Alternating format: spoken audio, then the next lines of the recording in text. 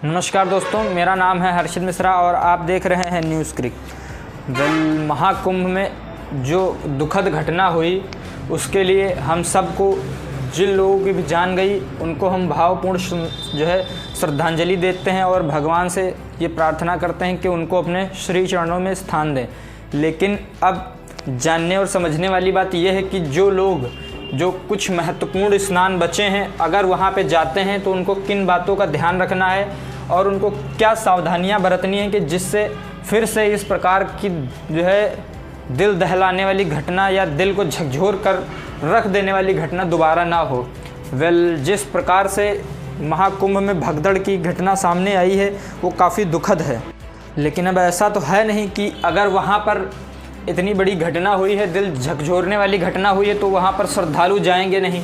श्रद्धालुओं का जाना तो वहाँ पर लाजमी है, लेकिन अब अगर वहाँ पर श्रद्धालु जाते हैं तो किन बातों को आपको ध्यान रखना चाहिए कि जैसे ऐसी घटना भविष्य में कभी भी ना हो या बिल्कुल ना के बराबर हो। कोशिश करें कि आप बिल्कुल एकदम शांतिपूर्ण ढंग से जाएं। जो भी वहाँ पर पुलिस प्रशासन है वो आपकी सुरक्षा के लिए है, आप उसके साथ कोऑपरेट करके चलिए। जो भी सरकार ने मापदंड बनाए हैं, सरकार के जो पैमाने हैं, आप उनके साथ काम करिए।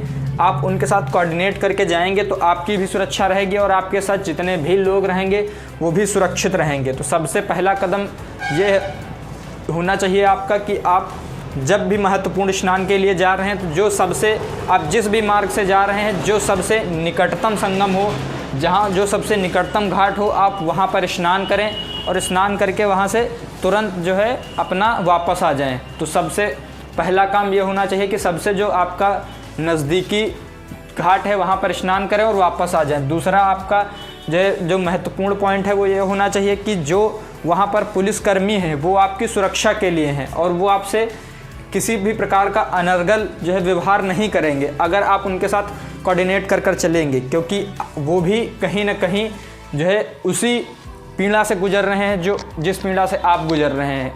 उनके लिए कहीं अलग से महफिलें नहीं सजी हैं, दस्तरखान नहीं सजे हैं कि वो वहाँ जाते हैं। उनको भी वहीं रहना है और उसी माहौल को डील करना है, तो वो भी कभी कभी हाइपर हो जाते हैं। तो कोशिश ये करें कि आप बिल्कुल न्यूट्रल होकर उनसे बात करें, एकदम ठंडे दिमाग से बात करें। दूसरा पॉइंट ये हो गया। तीसरा पॉइंट आपको सबसे ये सोच कर रखना है कि आप बिल्कुल ये सोच कर जाइए कि कम से कम हो सके तो आप प्राइवेट गाड़ी से मत जाइए, प्राइवेट गाड़ी से ना के बराबर जाइए, क्योंकि आपकी अब पूरी तरीके से गाड़ियाँ वर्जित कर दी गई हैं, पूरी तरीके से गाड़ियों को प्रतिबंधित कर दिया गया है। प्रयागराज के अंदर कोई भी गाड़ी की एंट्री नहीं होगी। तो कोशिश ये करें कि आप जितना भी सरकारी वाहन है उससे जाएं, और अगर आपके अंदर पैदल चलने की क्षमता है तभी आप कुंभ स्नान करने जाएं, अन्यथा कुछ जब भीड़ कम हो जाती है आप उसके बाद स्नान करने जा सकते हैं।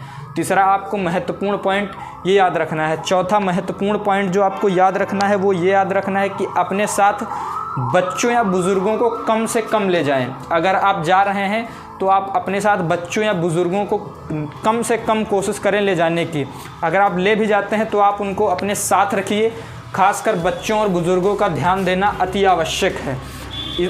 अगर आप महत्वपूर्ण बातों को ध्यान रखते हैं, इन्हीं बातों के साथ अगर आप जाते हैं और भगवान की पूजा अर्चना करते हैं और पवित्र संगम में डुबकी लगाते हैं, पवित्र घाटों पर डुबकी लगाते हैं, तो निश्चित तौर पर भगवान का आशीर्वाद आपके ऊपर बनेगा। जिन लोगों की जान इस दुखद घटना में गई है उनके लिए मेरी भगवान से प्रार्थना है कि भगवान उनको अपने श्री चरणों में स्थान दें।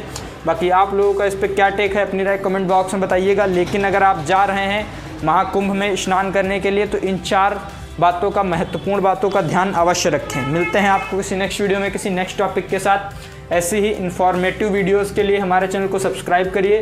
तब तक के लिए हमें दीजिए इजाज़त। नमस्कार।